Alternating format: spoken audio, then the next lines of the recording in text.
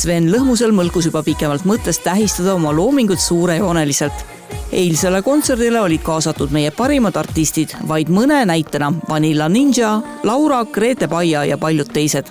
Kontserdi korraldamise juures võib-olla kõige keerulisem oli nagu algul see, et välja mõelda, mis sinna peaks nagu valima ja mis laulud, sellepärast et mul on nii suur loomingu kapatsiteet, et laule on lihtsalt nii palju ja muusikat peab väga hoolega valima ja mis see salata tuli ka teha päris korralik reha artistide loomingust ja see oli natuke raske, ütleme nii. Mul on meeldejäävad kontserdielamusi päris palju, ma ei oskaks seda edetabelit nagu koostada, aga kindlasti ma arvan, et emotsioonide mõttes minu jaoks oli see täna number 1, sellepärast et ma ei ole tõepoolest nii palju positiivset energiat ja nii palju häid inimesi ja nii palju fänne enda ees näinud, et see oli mega.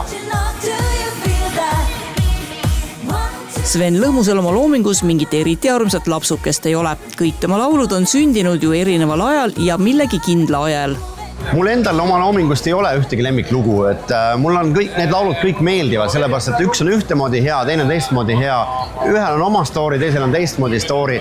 No, see on nagu maalid, et kui sa oled kunstnik ja sa maalid erinevaid pilte, et sa ei saa nagu...